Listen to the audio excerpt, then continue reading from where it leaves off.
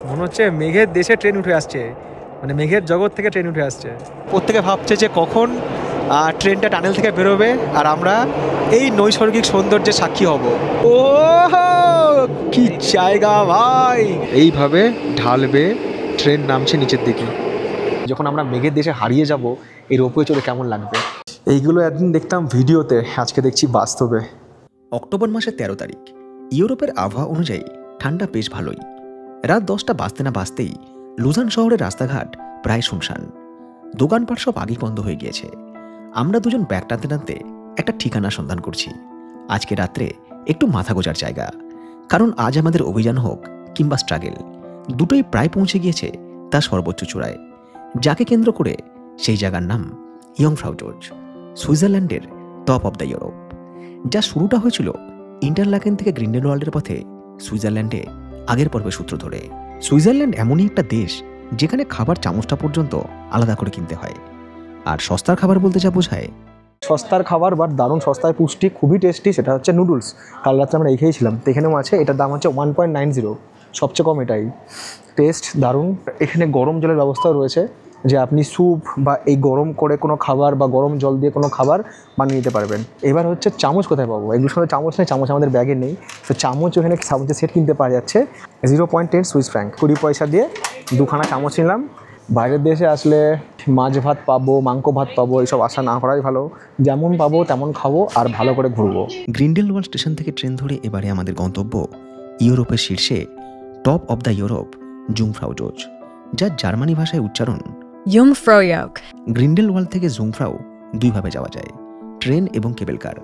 তবে আমার রেকমেন্ডেশন এই জার্নিটা কেবল কারেই করা উচিত, যার নাম আইগার এক্সপ্রেস। সেই আইগার এক্সপ্রেস কেবল কার স্টেশন যেতে হলে প্রথমে গ্রিন্ডেলওয়াল্ড থেকে ট্রেন ধরে যেতে হবে গ্রিন্ডেলওয়াল্ড টার্মিনাল। প্রত্যেকটা জায়গায় সুন্দর, প্রত্যেকটা জায়গার উপর একটা কন্টেন্ট হবে। আর সমস্যাটা হচ্ছে এটা যে আমি সুইজারল্যান্ডে যদি 1 মাস থাকি বা 15 দিন থাকি, আমি যদি 15টা জায়গার উপর কন্টেন্ট দিই, আমার ভিডিও থেকে খরচ উঠবে না। হিন্দি ব্লগ হলে হয়তো উঠতে পারতো, বাংলায় খরচ ওঠে না। আমার আফ্রিকার খরচ এখন অবধি ওঠেনি। হ্যাঁ, খরচের কথা ভাবলে নিজের ড্রিমটাকে স্যাক্রিফাইস করতে হবে। তাহলে ওই বছরে 4 বার দীঘা, 4 বার দার্জিলিং, 2-4টে প্রমোশন, তারপরে এখানে ওখানে গিয়ে ট্রেন ব্লগ বানিয়ে ঠিক আছে, এই চলবে।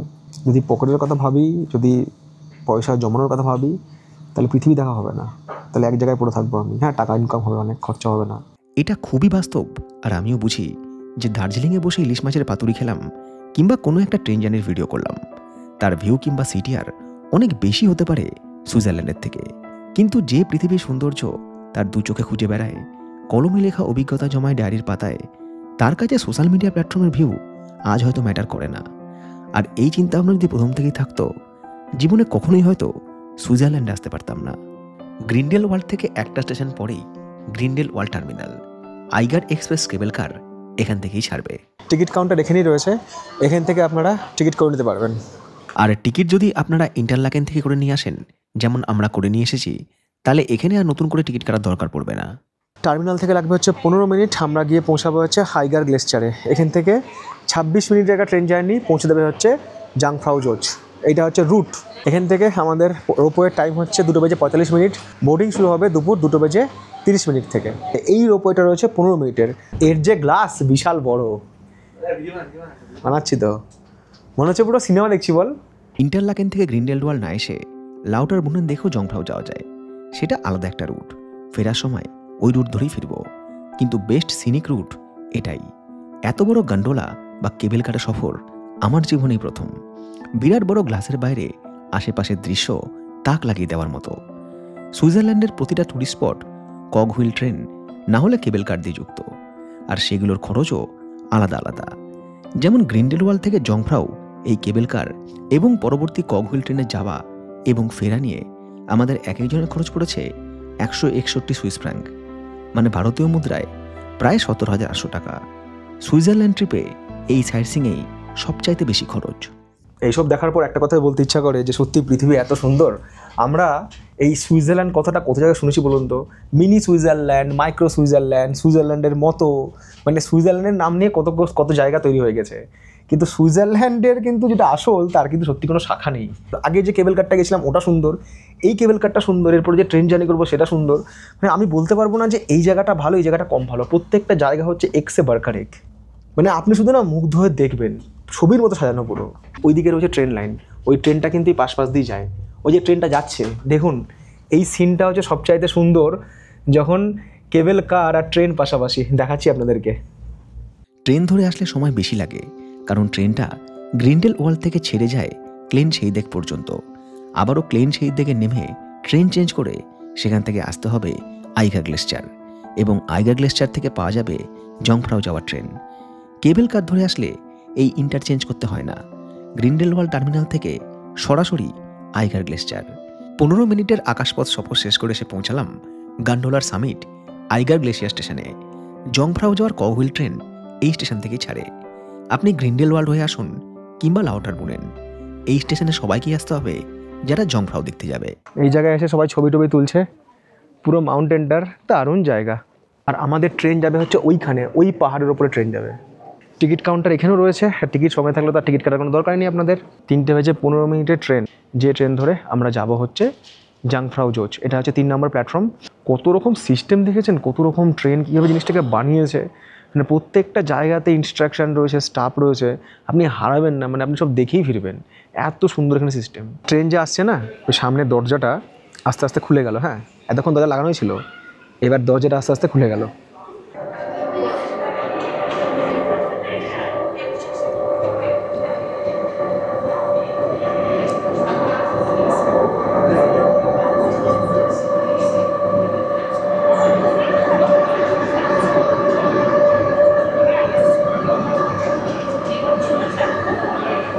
ওই দিকের দরজাটাকে খুললো, ওই দিক দিয়ে প্যাসেঞ্জার নামবে, এই দিকের দরজা খুললো, এবার আমরা উঠবো।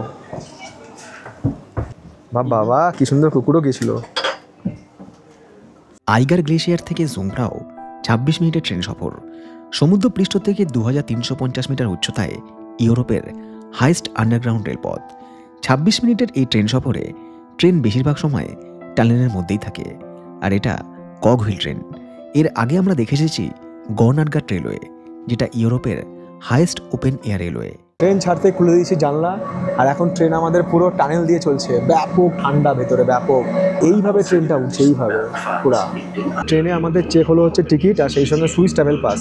সুইস ট্রাভেল পাস থাকলে এটার জন্য আপনার ডিসকাউন্ট পাবেন হচ্ছে 25% মাত্র। এই দেখুন, টানেলের মধ্যে দিয়ে ট্রেন যাচ্ছে তো আমাদের, তো একটা ট্রেন গেল, আরেকটা ট্রেন করে দাঁড়িয়ে আছে, এই সিগন্যাল পেলে যাবে, পরপর ট্রেনগুলো যায়, আর পুরোটাই টানেল।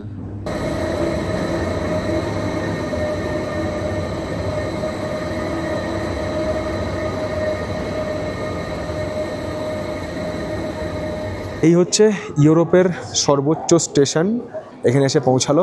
এই হচ্ছে আমাদের ট্রেন, যে ট্রেনে করে আমরা এলাম। এই ট্রেনটাই আবার ফিরে যাবে। যার সময় আমরা এখান থেকে ট্রেন নেব, দুদিককার ট্রেন এখান থেকে যায়, আইগার গ্লেসচার আর ক্লেন শেইদেক। 2003 সালের বলিউডের একটি cinema the hero love story of A spy, ওই সিনেমার শেষ 30 মিনিট পুরো অ্যাকশন মোমেন্ট শ্যুট করা হয়েছে এই জংফ্রাওতে। সুইজারল্যান্ড এমনই একটা দেশ যেখানে হিন্দি, বাংলা, ইংরেজি না জানি কত সিনেমা শুটিং হয়েছে বহুবার। এই রেল ব্যবস্থার যে পরিকল্পনা, এটা ইনি করেছিলেন। আমার তো বাইরে বেরোতেই ভয় লাগছে, মনে হচ্ছে তো বাইরে বিশাল ঠান্ডা। স্বাভাবিক, বাইরে প্রচুর বরফ। এই জায়গাতে পৌঁছে খানিকক্ষণ কনফিউশনে ছিলাম যে চারিদিকটাই তো ঘেরা, তাহলে বরফের কাছে কি করে পৌঁছাবো। তারপরে চোখে পড়ল এই ম্যাপটা। এই হাঁটা start, high altitude research station, তারপরে হচ্ছে 360 সিনেমা, তারপরে লিফট রয়েছে। এই লিফটে করে একদম ওই ওপরে উঠতে হবে, ওখান থেকে আবার নেমে আসতে হবে। টোটাল এই ঘোরার জন্য ডিউরেশন হচ্ছে 1 ঘন্টা 30 মিনিট। এইদিকেও একটা গ্লেশিয়ার রয়েছে। বাপরে, তো বিশাল টানেল, ভেতরে কি আছে বুঝতে পারছি না, ভীষণ ঠান্ডা ভেতরে। ডিসকভারি ট্যুর 1 ঘন্টা 28 মিনিট। অনেক টুরিস্টকে দেখলাম যারা এই ম্যাপটা ফলো করে না, এই সুড়ঙ্গ পথ ধরে খানিকটা হেঁটে গিয়ে আবারও ফিরে আসে, এই ভেবে যে এরপর কিছুই নেই। কিন্তু এই 1.5 ঘন্টার পায়ে হাঁটা পথে আপনি কি কি দেখতে পারেন বা আমি কি কি দেখলাম সেটা এবারে শেয়ার করি। এইটা হচ্ছে 360 সিনেমা। আমরা যে জায়গাটায় আছি সেই জায়গাটা এখানে দেখানো হচ্ছে 360 সিনেমা।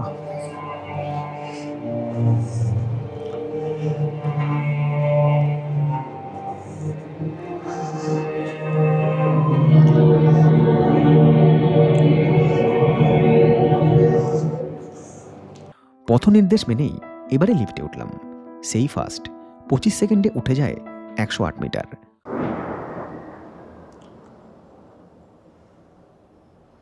বাহ, ওপরে রয়েছে স্ফিংস টেরিস, আল্পস পর্বতের চূড়ায় ইউরোপের হাই অল্টিটিউড রিসার্চ সেন্টার, যেটা সমুদ্রপৃষ্ঠ থেকে ৩,৫৭১ মিটার উচ্চতায় অবস্থিত। ইউরোপের শীর্ষে জিওলজি, অ্যাস্ট্রোনমি ইত্যাদি গবেষণা কেন্দ্র। কোনোদিন কি ভেবেছিলাম যে ইউরোপের এই জায়গাতে পৌঁছে নিজের মাতৃভাষায় দুটো কথা বলতে পারবো? এটা হচ্ছে 11,716 ফুট।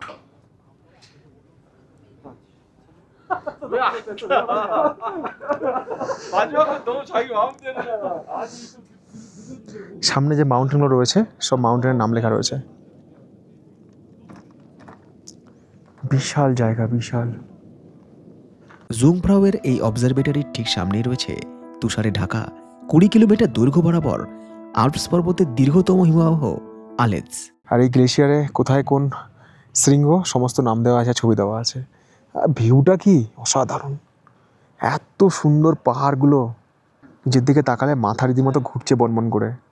আমি তখন খুঁজছি সেই জায়গা যেখানে এই ঘেরাটোপ থেকে বেরিয়ে একটু বরফের ছোঁয়া পাবো। এত উচ্চতায় যেমন ঠান্ডা রয়েছে, তেমনি মাঝে মধ্যে হালকা শ্বাসকষ্ট হচ্ছে। নভেম্বর মাসের শেষ দিকে এই পুরো জায়গাটাই হয়তো বরফের নিচেই চলে যায়। যে টুরিস্টরা রয়েছে বরফে খেলা করছে, ওখানে পৌঁছাতে হবে। এই ভেতর দিয়ে সব রাস্তা আছে। পুরো জায়গাটা যেটা তৈরি করেছে না, সমস্ত হচ্ছে এই আন্ডারগ্রাউন্ডে। এটা হচ্ছে আলপাইন সেন্সেশন। এটা 15 মিনিট ইউরোপের টপ পয়েন্টে ক্রিকেট, ফুটবল সব খেলা হয়েছে, সব ছবিগুলো দেওয়া রয়েছে। ব্যাডমিন্টন, রান সব কিছু হয়েছে। ভাবতে পারছেন কোথায় এগিয়ে গেছে এটা?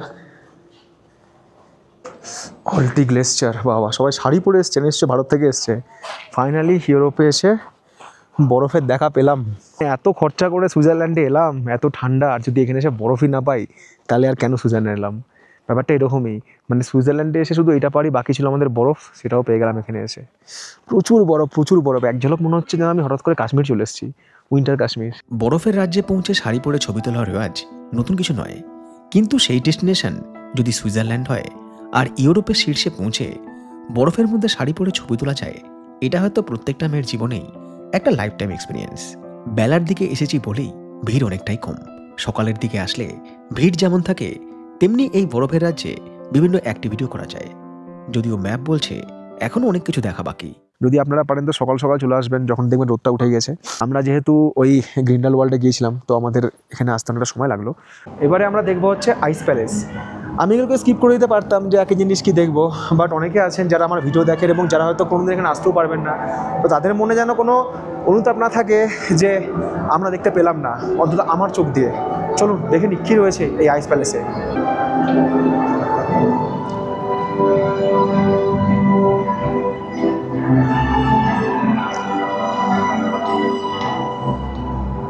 এই যে এটা যখন তৈরি হচ্ছিল না, সমস্ত হিস্ট্রিগুলো রয়েছে, কীভাবে তৈরি হচ্ছিল, ইঞ্জিনিয়াররা কীভাবে তৈরি করেছে, পাথর কেটে কেটে, পুরো হিস্ট্রিটা এখানে রয়েছে। পথ চলতে চলতে অবাক হয়ে দেখছি যে প্রযুক্তি কোন জায়গাতে এসে পৌঁছালে এই রকম উচ্চতায় পাহাড় কেটে কেটে গুহা তৈরি করে সেটাকে দেশের শ্রেষ্ঠ পর্যটনস্থলে পরিণত করা যায়। লাইট, সাউন্ড, আর্কিটেকচার সব কিছুর মধ্যেই রয়েছে পারফেকশনের ছোঁয়া। এইটা পুরোটাই বরফ দিয়ে তৈরি। পাথুরে গুহা শেষ হয়ে এবারে এলো সেই জায়গা যার জন্য জুংফ্রাও আরও বেশি জনপ্রিয়, আইস প্যালেস। গ্লেশিয়ার কেটে তৈরি করা হয়েছে কৃত্রিম সুড়ঙ্গ, তার মধ্যে দিয়ে চলাচলের রাস্তা।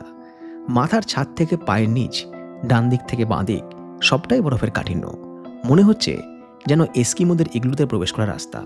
ভেতরের তাপমাত্রা হিমাঙ্কের নিচে। এইগুলো একদিন দেখতাম ভিডিওতে, আজকে দেখছি বাস্তবে। পুরোটাই বরফ আর সেই সঙ্গে ঠান্ডা। বাবা সামনে মনে হচ্ছে জল হয়ে আছে পুরা।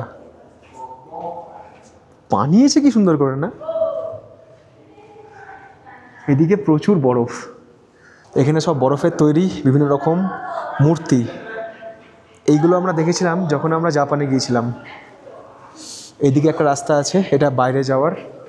এদিকেও রাস্তা আছে চারিদিকে ঘোরার। এখানে সাপ রয়েছে, সব বরফের তৈরি মূর্তি। অদ্ভুত সুন্দর, অদ্ভুত। ঠান্ডার পরিমাণ এতটাই বেশি যে ক্যামেরার ব্যাটারি খুব তাড়াতাড়ি ড্রন হচ্ছিল। চলে এলাম পরের গন্তব্যে, জুংফ্রাওয়ের গ্লেশিয়ার প্ল্যাটো বা হিমবাহের মালভূমিতে। এখানে বরফের পরিমাণ আরও বেশি। 11,333 ফিট। এখানেও বরফ, আজ তো শুধু বরফই বরফ। এটা কি কাক নাকি বরফ খাচ্ছে? বেলা হয়ে গিয়েছে, খুব বেশি টুরিস্ট তো নেই এখানে এখন, আর বরফ প্রচুর রয়েছে। একটু গেছিলাম হচ্ছে আমরা ওইখানে, ওই ছাদটাতে আমাদের দেখাচ্ছিলাম এই জায়গাটা, এখন চলে এসেছি এখানে সব ভেতর দিয়ে। সুমিত এত ঘুরলো অথচ এই জায়গাটা এলো না। বললাম চল ঘুরে আসি, না দাদা পারছি না, ক্লান্ত।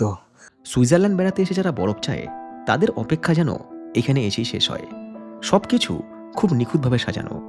ঘণ্টাখানেকের পথ চলার শেষে এখানেই ক্ষণিকের বিশ্রাম।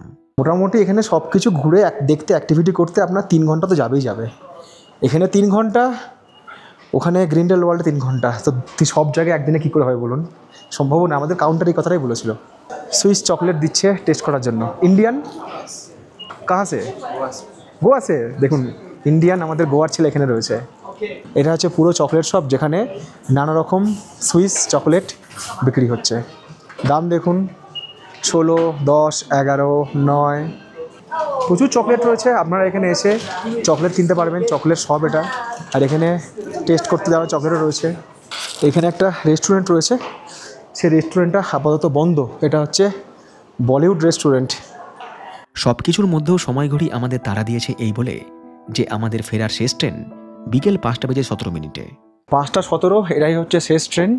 এই শেষ ট্রেন ধরেই আমরা কিন্তু ফিরে যাব হচ্ছে ক্লিন সেই ডেক, সেখান থেকে আবার হচ্ছে ইন্টারলাকেন ওএসটি। কিছু একটা টেকনিক্যাল প্রবলেমের জন্য আমাদের ট্রেন টানে দাঁড়িয়ে গিয়েছে। ওদিকে মাইক্রোসফট উইন্ডো এক্সপি স্টার্ট হচ্ছে, বহুদিন পরে দেখলাম, মানে পুরো সিস্টেমটাই আর কি রিবুট হচ্ছে। তো লাইট ফাইট সব অফ হয়ে গেছিলো, আবার লাইট অন হলো। ওদিক থেকে সুমিত দেখাচ্ছে কি ডিবাবের বিরিয়ানি, বেচারা বিরিয়ানি না খেয়ে থাকতে পারছে না, বলছে আর ভালো লাগছে না। বিকাল 5:52 আমাদের ট্রেন এসে পৌঁছালো আইগার গ্লেশিয়ার স্টেশনে, যেখান থেকে আমরা শুরু করেছিলাম আমাদের জার্নি। গ্রিন্ডেল ওয়ার্ল্ড যাওয়ার লাইন বা কেবল কার এখান থেকে ভাগ হয়ে যায়। এবার আমরা এখানে কিন্তু আর নামবো না, একদম চলে যাবো হচ্ছে সেই দেখ। জংফ্রাও জোস থেকে আইগার গ্লেশিয়ার পর্যন্ত কিন্তু ট্রেন পুরো টানেলের মধ্যে থাকে, কিচ্ছু আপনি দেখতে পাবেন না। আবার এই যে ট্রেন আইগার গ্লেশিয়ার স্টেশন ছেড়ে এলো, তো এরপরে কিন্তু ট্রেন এবার বাইরে দিয়ে যাবে। এইবার প্রাকৃতিক সৌন্দর্য আপনি দেখতে পাবেন। একটা সত্যি কথা বলবো, আমার না জংফ্রাও জোস খুব একটা পছন্দ হয়নি, খুব আর্টিফিশিয়াল লেগেছে আমার। মানে সুইজারল্যান্ডে সব কিছু তো ন্যাচারাল, তো এবার পাহাড়ের ওপরে এত সুন্দর জিনিস বানিয়েছে। আমি যদি প্রথমে এসে ওখানে যেতাম তাহলে বলতাম ওয়াও, বাট এত কিছু দেখে নেওয়ার পর না আমার জংফ্রাও জোস মোটামুটি লেগেছে। কারণ আমরা কাশ্মীর দেখেছি, গুলমার্গ দেখেছি, সোনমার্গ দেখেছি, ওইসব বরফ দেখে আসার পর এইসব জায়গা আমার কাছে নর্মাল। কিন্তু হ্যাঁ, যদি বলি সৌন্দর্যের কথা, ট্রেন জার্নির কথা, এটা একদম ফাটাফাটি। ট্রেন আস্তে আস্তে কার্ভ নিচ্ছে, আমরা একদম ওপর থেকে ধীরে ধীরে নিচে নামবো। আইগার গ্লেশিয়ার থেকে ক্লেইন সেই দেখ খুব অল্প সময় ট্রেন জার্নি, মাঝে আর কোনো স্টপ নেই। 6:04 আমরা পৌঁছে গেলাম হচ্ছে ক্লেইন সেই দেখ স্টেশনে। ক্লেইন সেই দেখ হচ্ছে সেই স্টেশন যেখান থেকে একটা লাইন যাচ্ছে হচ্ছে গ্রিন্ডেল ওয়ার্ল্ডের দিকে, মানে এদিক থেকে আমরা এলাম, একটা যাচ্ছে লাউটারব্রুনেনের দিকে। তো এবার আমরা লাউটারব্রুনেনের ট্রেন ধরবো এবং তারপরে ওখান থেকে ইন্টারলাকেন ওএসটি। তবে ট্রেন জার্নি করা নিয়ে যাদের অস্বস্তি রয়েছে তাদের সুইজারল্যান্ড প্ল্যান না করাই ভালো। 3টে জিনিস এখানে সব জায়গাতেই কমন: কেবল কার, ট্রেন এবং মাউন্টেন। সেই দিক থেকে বিচার করলে 4 থেকে 5 দিন সুইজারল্যান্ড ট্রিপের জন্য যথেষ্ট। এখান থেকে ট্রেন নেব, যে ট্রেন ধরে আমরা যাবো হচ্ছে লাউটারব্রুনেন এবং তারপর ওখান থেকে ইন্টারলাকেন ওএসটি। খুব সহজ জিনিস, দেখুন আমি ওইসব জিনিস আগে বুঝতাম না, আমি আজকে ঘুরে বুঝছি, সেই অভিজ্ঞতা আপনাদের শেয়ার করছি। বাট এইভাবে কেউ ডিটেলসে সিরিয়াসলি বলেনি কোথাও, আর আমি জানতামও না। 6:14 সেরে লাউটারব্রুনেন পৌঁছাবে 6:55, মানে 7টায়। আরও একটা সুন্দর যাত্রাপথ আপনাদের জন্য। আইগার গ্লেশিয়ার থেকে লাউটারব্রুনেন কিংবা গ্রিন্ডেল ওয়ার্ল্ড, দুটো যাত্রাপথ দুরকম সুন্দর। একদিকে রয়েছে সবুজ প্রকৃতি, অন্যদিকে বরফ ঢাকা সব পাহাড়। শেষ বিকেলে তাতে সূর্যের আলোর প্রতিফলন এই যাত্রাপথের সৌন্দর্য উত্তরোত্তর বৃদ্ধি করেছে।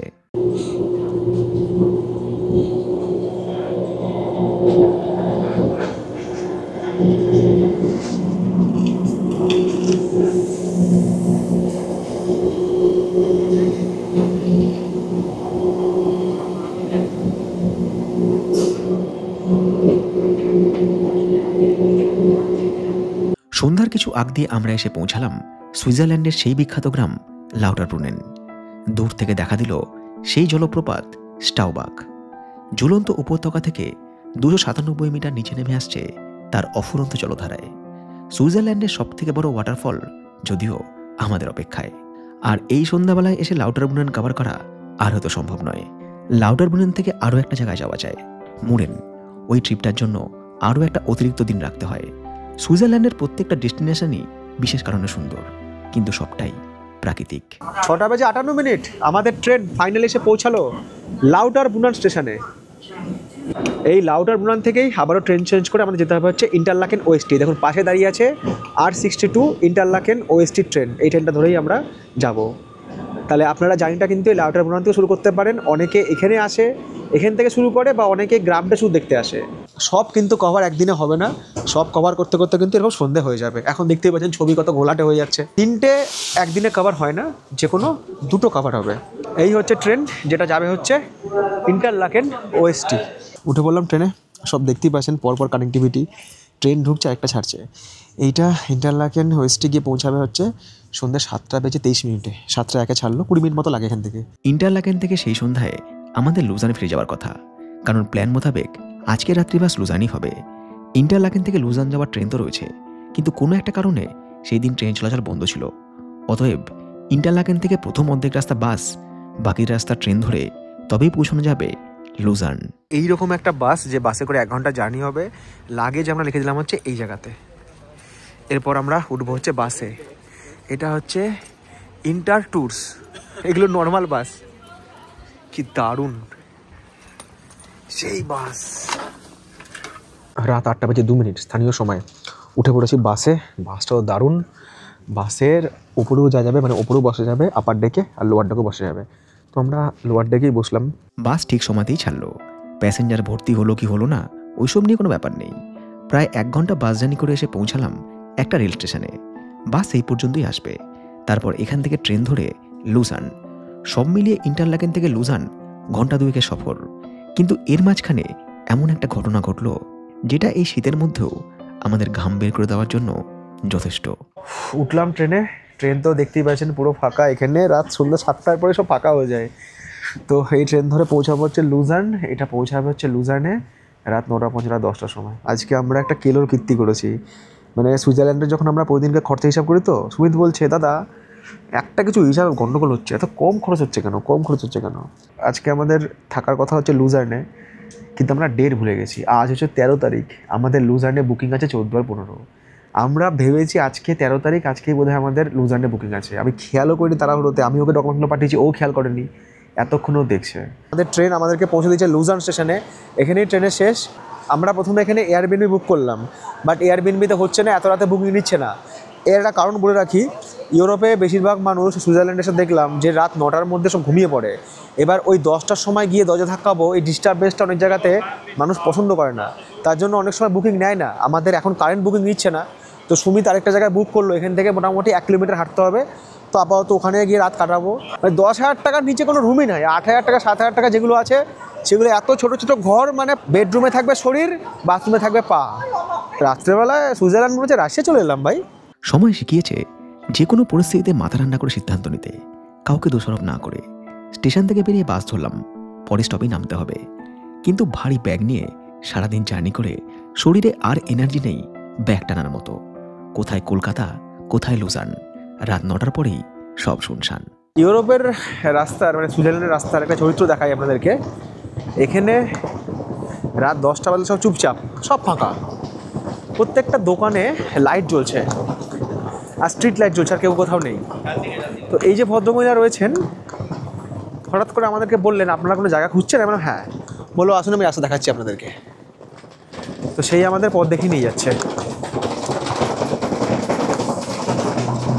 প্রত্যেকটা দোকান বন্ধ, শুধুমাত্র লাইটগুলো জ্বলছে। এত সুন্দর এখানকার সিস্টেম। রাস্তায় কোনো লোক নেই আমরা ছাড়া। You go to the left and Left. you are there. Just near. Yeah. Okay, good night, good night, thank you, thank you, You're welcome. Have thank a you, nice day. Thank you, bye. আর কি অদ্ভুত লাগছে, আমরা ছাড়া আর আমাদের এই trolley ব্যাগের আওয়াজ ছাড়া কিচ্ছু শোনা যাচ্ছে না, কিচ্ছু না। মনে হচ্ছে ইউরোপ না, বারাণসীর ঘাট থেকে নামছি। একটা ভুল, 1000টা মাসুল। আর 10:14 স্থানীয় সময় পৌঁছে গেছি হোটেল বারাবাস। সারা জীবনের সর্বনাশ, তাও খোলা আছে, এটাই ভালো। এখানে এসে বুক করলেও হতো। আমরা নিয়েছি না ডরমেটারি রুম, এখানে ডবল বেডরুমও ছিল। কিন্তু ওরা বলছে যদি আপনারা এখন আপগ্রেড করতে চান, আপগ্রেড তো এভাবে হবে না, তাহলে এটা ক্যান্সেল করতে হবে, আপনাকে ডবলের জন্য পে করতে হবে। এই রিফান্ডটা পেতে পেতে 1 মাস হবে, মানে যেটা আমরা বুক করেছি এখানে। বললাম থাক, আর দরকার নেই, ক্ষমা দেন, আপাতত একটু বিছানার মানে শোয়ার জায়গা পেলেই হবে, কারণ কালকে সকাল থেকে ফুল উদ্যোগে আমাদের প্রোগ্রাম শুরু করতে হবে। 411 থেকে 416, আর এটা হচ্ছে 401 থেকে 406, এরকমই সব রুম এখানে। এখানে কিন্তু সব দেশের মানুষজন থাকে। এখানে কিন্তু টয়লেট হচ্ছে কমন, বা টয়লেট কিন্তু হচ্ছে এখানে শেয়ার। ওকে, স্নান করার এটা হচ্ছে জায়গা প্রত্যেকের জন্য। এরকম গরম জল টল আছে, সব কিছু আছে, স্নান করার ব্যবস্থা খুব সুন্দর। যেহেতু কমন তো মহিলারাও আছে, তো ক্যামেরা ট্যামেরা বেশি মুভমেন্ট করা ঠিক না। জাস্ট ফর ইনফরমেশন আপনাদেরকে বলে রাখলাম যে এখানে কিন্তু মেল ফিমেল উভয় থাকতে পারে, এবং যারা মহিলারা সোলো ট্রাভেল করছেন তারাও থাকতে পারেন। মাইক্রোওভেন রয়েছে, জল গরম করার ইলেকট্রিক কেটেল রয়েছে, বাসনপত্র যা রয়েছে তাতে আমাদের রান্নাবান্না হয়ে যাবে, শুধু এগুলো আমাকে পরিষ্কার করে নিতে হবে। আমাদের রুমে ছিল হচ্ছে 4টে বেড, ওদিকে একজন চাইনিজ পর্যটক ছিল, এদিকে একজন অস্ট্রেলিয়ান মেয়ে ছিল। এগুলো সব কমন। এখানে ফিমেল ডরমেটারি রয়েছে, কমনও রয়েছে, মেল ডরমেটারি রয়েছে। তো আমরা মেল ডরমেটারি পাইনি, আমরা কমন পেয়েছিলাম যেখানে ছেলে মেয়ে থাকে। আমার বেড ছিল হচ্ছে ওইটা, আর সুমিতের বেড ছিল হচ্ছে এটা। আমরা লাগেজ এখানে রেখে দিয়েছিলাম। 14ই অক্টোবরের সকাল, সুইজারল্যান্ডে আমাদের আরও একটা দিনের শুরু। আর নতুন দিন মানেই নতুন কোনো অভিজ্ঞতা, যে অভিজ্ঞতার নাম মাউন্ট পিলাটুস। এমন এক জার্নি যেখানে একটা ট্রেন উঠে পড়ে 2132 মিটার খাড়া পাহাড়ে, বিশ্বের সবথেকে খাড়া কক রেলপথে। সফরের অনুভূতি ঠিক কীরকম হতে পারে সে কথা ভাবতে ভাবতেই সাত সকালেই রওনা দিলাম লুজান স্টেশনের উদ্দেশ্যে। সুইজারল্যান্ডে আসার পর মেন 4টে জায়গাতে মানুষজন থাকে। এক তো হচ্ছে জিউরিখ, 2 হচ্ছে লুজান, 3 হচ্ছে ইন্টারলাকেন, 4 হচ্ছে জারম্যাট। এর মধ্যে জারম্যাটের খরচ সবচাইতে বেশি, তারপরে হচ্ছে ইন্টারলাকেন, তারপরে হচ্ছে লুজান, এবং তারপরে হচ্ছে জুরিখ। আমি খরচের দিক থেকে বলছি। তো জুরিখে তো আমাদের থাকার কোনো সিন নেই, জুরিখে আমাদের কোনো স্টেও নেই। আমরা লুজানের থেকেই কিন্তু মোটামুটি সব কিছুই কভার করছি, আপনারাও করতে পারবেন। এই হচ্ছে লুজার্ন লেক, আর ওই হচ্ছে লুজার্নের আইকনিক প্লেস যার নাম হচ্ছে চ্যাপেল ব্রিজ। খুব পুরনো একটা ব্রিজ, এখনও মানুষ কিন্তু ওই ব্রিজের ওপর দিয়ে হাঁটাহাঁটি করে। আর ওদিকে রয়েছে একটা ছোট্ট মার্কেট। লেকের জল কত সুন্দর পরিষ্কার পরিচ্ছন্ন, লেকে হাঁস চড়ে বেড়াচ্ছে। যারা লুজার্নে আসে তারা কিন্তু সবাই এই জায়গাটায় ছবি তোলে। এখানে কিন্তু সকাল থেকে এখন টুরিস্টদের ভিড়, এখানে ইন্ডিয়ান টুরিস্টও রয়েছে। জায়গাটা খুবই সুন্দর। স্টেশনে আপাতত যাই, তারপরে বাকি গিয়ে আপনাদেরকে বলছি যে কোন ট্রেন ধরবো, কতক্ষণ লাগবে, সব বলে দেবো। আমাদের জার্নি কিন্তু খুব অল্প সময়ের, 10:42 ট্রেন ছেড়েছে। আমরা 10:58 পৌঁছে যাবো হচ্ছে ওই আলপানা স্টাড। লুজান থেকে জার্নি শুরু করে যে স্টেশনে এসে নামলাম তার নাম লেখা আছে পিলাটুস BAHN। BAHN মানে হচ্ছে এখানে স্টেশন, দ্য ওয়ার্ল্ড স্টেপেস্ট কগহুইল রেলওয়ে। মানে ওয়ার্ল্ডের মধ্যে নাকি এই ট্রেনটা সবচাইতে খাড়া, যেটা এইভাবে পাহাড়ে ওঠে। হ্যাঁ, দেখেও মনে হচ্ছে তাই, একদম লাইন উপরে উঠে গেছে। ওই দেখুন ট্রেন দাঁড়িয়ে আছে, এরকম হচ্ছে লাইন। প্রত্যেক জায়গাতে টিকিট রয়েছে, প্রচুর খরচা রয়েছে। সুইজারল্যান্ড খরচের জায়গা, কাজে আমি কোনো যদি মানে বলতে পারবো না যে সস্তার জায়গা বা যেটার জায়গাটা বলতে পারবো না। সব জায়গাতে খরচা আছে। আপনি যদি হোটেলে বসে থাকেন কোথাও না গিয়ে, সেখানেও খরচা। আপনি যদি হোটেল থেকে ঘুরতে বেরোন, সেখানেও খরচা। নিয়ে নিলাম টিকিট। এখানে আমাদের খরচা হলো হচ্ছে সুইস ট্রাভেল প্লাস ইনক্লুড করে 40 সুইস ফ্র্যাঙ্ক পার পার্সন, মানে ধরে রাখুন প্রায় 4,500 টাকার কাছাকাছি পার পার্সন। আমরা যাবো হচ্ছে কগহুইল ট্রেনে, আর ফিরবো হচ্ছে কেবল কারে।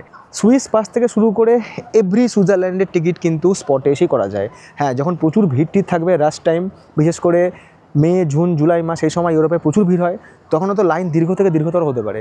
বাট এই সময়টায় কিন্তু অনেকটাই কম লাইন হচ্ছে, এরকম কিছু দীর্ঘ এখনও অবধি ট্রেন এসে পৌঁছায়নি।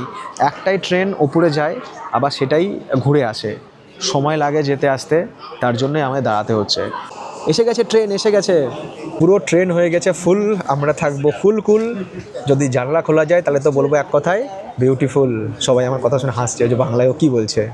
এখানকার মানুষজন খুব ভালো, কিন্তু খুব হেল্পফুল। এরকম হবে না যে সবাই আপনাকে নেক নজরে দেখছে, এই সরে যান, এরকম কিছু নয়। সবাই মিলে মিশে, মানে খুব সুন্দর। ওটা খোলা যায় জানলাটা, দেখ তো যাবে হালকা। জানলা বন্ধ বলে কোনো কিছু হয় না। ট্রাভেল উইথ কৌশিক যেখানে যাবে, সেখানে ট্রেনের জানলা যেভাবে খোলার ব্যবস্থা হবে, তো এখানে কিন্তু জানলার খোলার ব্যবস্থা রয়েছে। খুঁজে বের করলাম, যাতে আপনাদেরকে দারুণ ভিউ দেখাতে পারি। দারুণ। এ তো আবহাওয়া পুরো দার্জিলিংয়ের মতো হয়ে গেল ভাই। চারদিক তো মেঘে ঢাকা। কোনো একটা স্টেশন আসছে, এই ওপরেও স্টেশন বানিয়ে রেখেছে এরা, ভাবা যায় কি জায়গা। পুরোটা মেঘে ঢাকা, পুরোটা। তার মধ্যে দিয়ে চলছে আমাদের ট্রেন। এই একটা স্টেশন, এটার হাইট হচ্ছে 1350 মিটার, পিলাটুস। আর ওপরে সেই লেভেলের ঠান্ডা। তো এখানে ক্রসিং হবে। হ্যাঁ, ওপর থেকে ট্রেনটা নামছে, কীভাবে ট্রেন যায়। আমার থেকে নিয়ে নিস। এইভাবে ঢালবে, ট্রেন নামছে নিচের দিকে।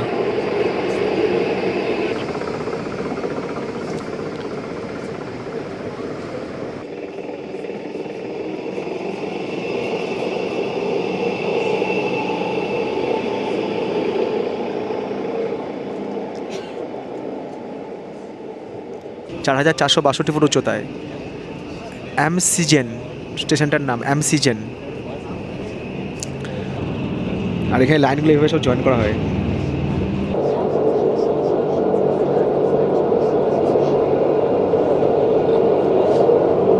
কামরার ভেতরে লোকজন ভাবছে আমরা ঠান্ডায় ঠকঠক করে কাঁপছি, এই ছেলেটা কী করে এখানে দাঁড়িয়ে হাত বের করে মুখ বের করে ভিডিও শ্যুট করছে। এরা তো জানে না যে ইন্ডিয়ান রেলে 130 কিলোমিটার 40 কিলোমিটার ঘন্টা স্পিডে চলা ট্রেনের দরজায় দাঁড়ানো অনেক বেশি কঠিন, এই জায়গা অনেক সহজ। মেঘটা কেটে গেলেই আমরা পাবো আরও ঝলমলে একটা সুন্দর দিন।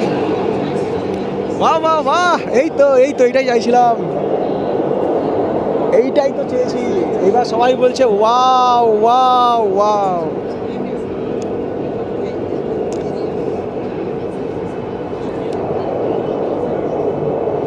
চারিদিকে শুধু ওয়াও।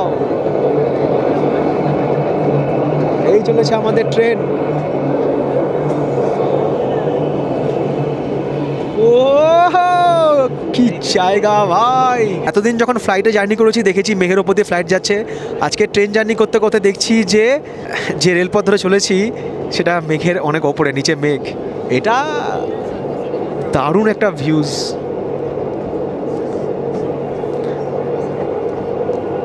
সুইজারল্যান্ড এই জন্যই হচ্ছে সুইজারল্যান্ড।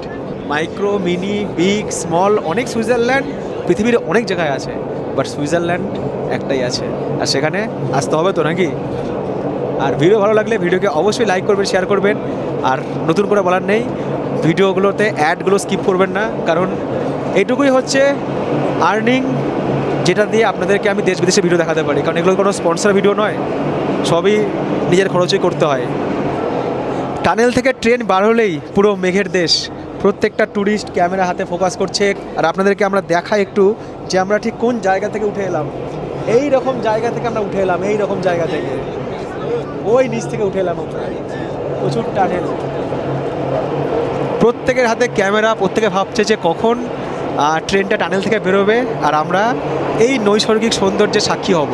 আমরা পৌঁছে গেছি টপ স্টেশনে, ওখানে গিয়ে আমাদের জার্নি শেষ হবে। আর বলা যেতে পারে আমরা সেই অর্থে পুরো মেঘের দেশে। 12:05 আমরা পৌঁছে গেলাম পিলাটুস, যেখানে পৌঁছানোর পর একটা জিনিস আমার চোখে পড়লো, দেখায় আপনাদেরকে। ওই দেখুন লেখা আছে সুস্বাগতম। এই হচ্ছে টপ স্টেশন, ওইদিকে রয়েছে রোপওয়ে। আমরা যাওয়ার সময় কিন্তু ওই দিক দিয়ে নামবো। ওরে যা, ট্রেন জার্নি তো একরকম ছিল, রোপওয়ে জার্নি তো পুরো স্বর্গ। যখন ট্রেনে করে আসছিলাম, আপনাদের তো আমি ট্রেনের বাইরেটা দেখাতে পারিনি, মানে ট্রেনটা কীভাবে যায়। বাইরেটা বলতে গেলে পুরো ট্রেনটা একবার দেখাচ্ছি, দেখুন ট্রেনটা কী করে উপরে ওঠে। এই জায়গা থেকে সব দেখা যাচ্ছে, এই যে ট্রেনটা উঠে আসছে।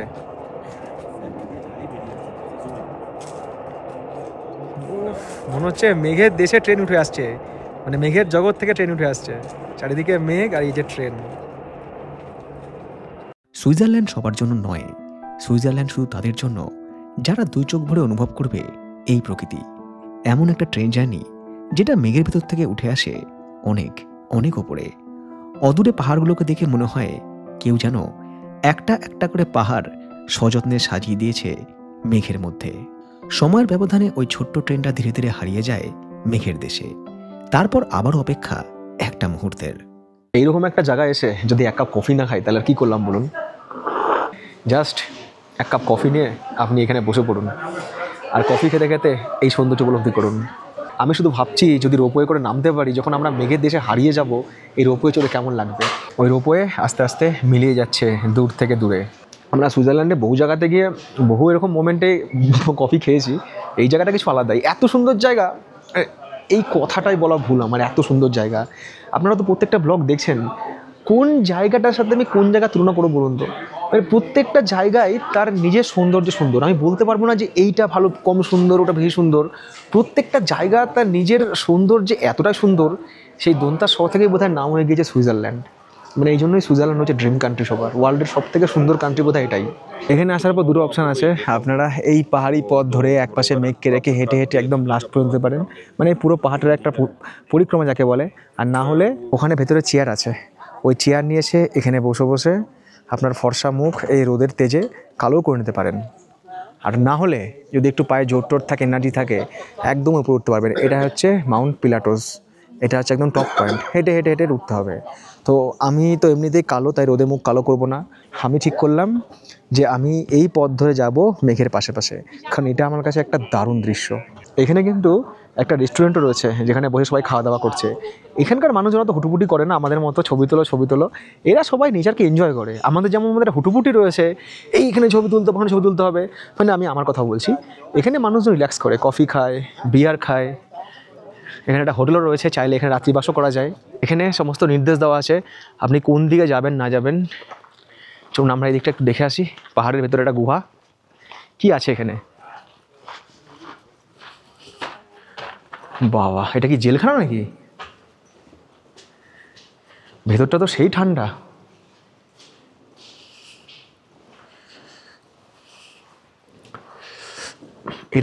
এরা সমস্ত জায়গাতে পাহাড়ের ভেতরে গুহা, রেলপথ, রোপওয়ে, রেস্টুরেন্ট সব বানিয়ে রেখেছে। এই দেখুন, এই রাস্তাটার কথা বলছিলাম যে একদিক দিয়ে গিয়ে আরেক দিকে ঘুরে আসা।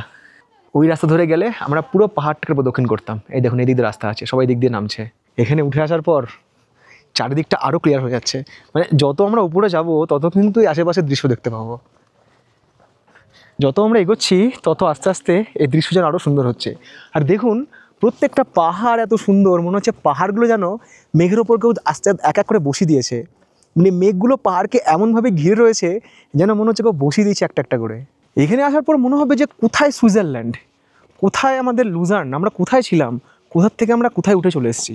আর আমরা পুরো এই মাউন্ট পিলাটোসটার একটা প্রদক্ষিণ করছি। সময় লাগে এখানে ঘুরতে, আর সময়টা এই জন্যই লাগে কারণ আপনি এখানে হাঁটবেন, ভিডিও করবেন, ছবি তুলবেন, দেখতে দেখতে আপনার দিন কেটে যাবে। এত সুন্দর জায়গা, আপনার মনে হবে না যে আমি বাড়ি ফিরছি। এবার এখান থেকে রোপওয়ে ধরবো, রোপওয়ে ধরে যাব হচ্ছে নিচে। আর এখন এখানে কীরকম ভিড়, সকালবেলা অনেকটা ফাঁকা ছিল, যত সকালে আসবেন ফাঁকা পাবেন, আর যত বেলা বাড়বে ভিড় বাড়বে। লাইন পড়ে গেছে রীতিমতো। মেঘের দেশে ট্রেন জার্নি তো হলো, এবার মেঘের দেশে একটু রোপওয়ে জার্নি হোক। আমরা এখান থেকে এবার ব্যাক করব। এখানেও কিন্তু লাইন রয়েছে, ওই যে টিকিটটা রয়েছে, টিকিটটা পাঞ্চ করে এখানে দাঁড়ালাম, এখানেও লাইন রয়েছে, এখন একটু কম রয়েছে।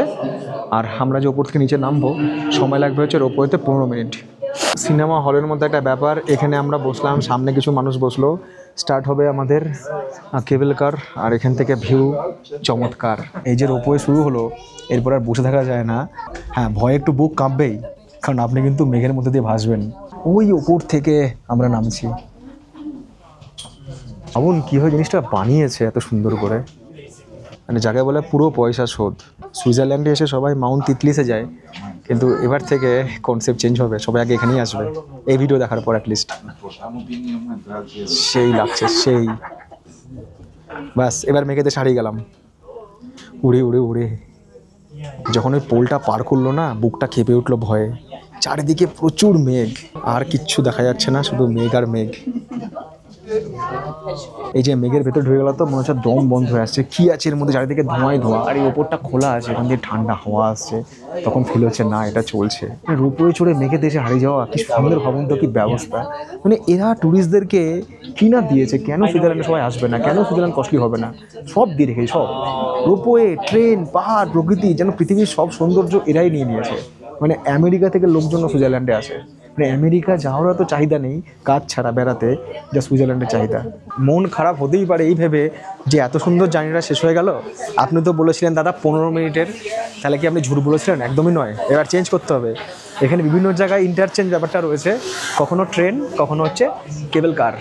একটু আগেই আমরা ওপরে রোদের মধ্যে পুড়ে খাক হয়ে যাচ্ছিলাম, ট্যান ফ্যান পড়ে যাচ্ছিলো, আর এখানে এসে ঠান্ডায় খুলে যাবে শরীরের ক্যান। উফ, কি ঠান্ডা, আর সেই রকম মেঘ।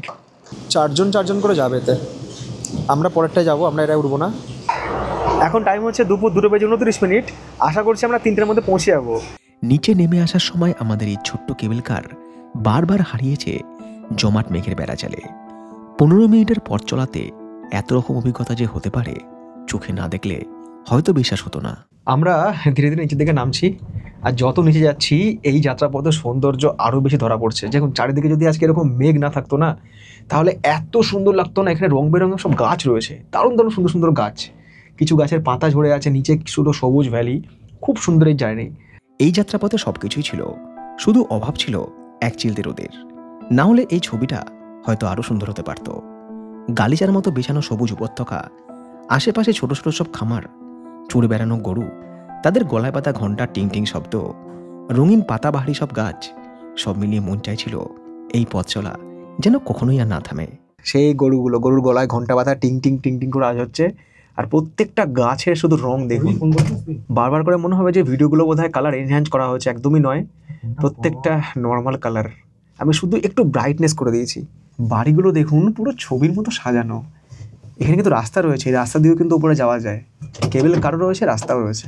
এই সবুজ ঘাসগুলোকে দেখে কতবার ইচ্ছে করেছে যে এর ভিতরে গিয়ে ভিডিও শ্যুট করি, কিন্তু এগুলোতে চলাচল করা নিষিদ্ধ। কিছু জায়গাতে হয়তো অ্যালাউ করে, কিন্তু অধিকাংশ জায়গাতেই ফেন্সিং করা থাকে। এখানে বেশিরভাগ বাড়িতে খামার রয়েছে, তো এখানে এরকম বড় বড় সব গরু ঘুরে বেড়াচ্ছে, এদের গলায় ঘন্টা বাঁধা, মাঝে মধ্যে টিং টিং করে আওয়াজ হচ্ছে, খুবই সুন্দর। আর এই ছোট্ট ছোট্ট বাচ্চাগুলো ওরা এরকম সব সাইকেল নিয়ে ঘুরছে, আর বাচ্চাগুলো যখন রাস্তা পার হচ্ছে না, সব গাড়ি দাঁড়িয়ে যাচ্ছে। প্রত্যেকটা জিনিস এখানে সিস্টেমেটিক। জাপানের মতো এখানেও না গুগল ম্যাপ 3D কাজ করে, দেখবেন। আমরা যাব হচ্ছে ওই বাস স্টপে, যেখান থেকে আমরা বাস পেয়ে যাব লুজান যাওয়ার, আর 36 মিটার সামনে বাস স্ট্যান্ড রয়েছে। বাস ধরে ফিরে এলাম লুজানে। তারপর গেলাম সেই জায়গায় সুইজারল্যান্ডে প্রথম দিন পৌঁছে যেখানে রাত্রি বাস করেছিলাম। 2 দিনের বুকিং আগে থেকেই করা ছিল, শুধু একটা দিন মিসিং ছিল, না হলে আগের দিন এত হ্যাপা সামলাতে হতো না। আচ্ছা, ফ্যানের মধ্যে লাইট আছে, এদিকে খুব সুন্দর টেবিল আছে বসে কাজ করার জন্য, ওদিকে লকার রয়েছে, এদিকে লাইট রয়েছে, এদিকে মিরর রয়েছে, এখানে জামা কাপড় রাখার আর কি ঝুলানোর জায়গা রয়েছে, ফোন চার্জ দেওয়ার জায়গা রয়েছে, আর এই হচ্ছে বারান্দা। বাইরে ব্যাপক ঠান্ডা। 53 সুইস ফ্র্যাঙ্ক পার পার্সন, মানে আমার হচ্ছে 2 দিনে 106, ওর হচ্ছে 106, 212। টোটাল কত আমি লিখে দিলাম, তো এই হচ্ছে 2 রাতের খরচ। এখানেও কিন্তু চেক ইন টাইম হচ্ছে ওই বেলা 3টে, চেক আউট টাইম হচ্ছে পরের দিন সকাল 10টা। সুইজারল্যান্ডে আর মাত্র একটা দিনই ছিলাম। সেই দিনে ঘুরে দেখেছিলাম মাউন্ট তিতলিস এবং ইউরোপের সবথেকে বড় জলপ্রপাত রাইনফল। ফিরব সুইজারল্যান্ডের শেষ পর্ব নিয়ে খুব তাড়াতাড়ি।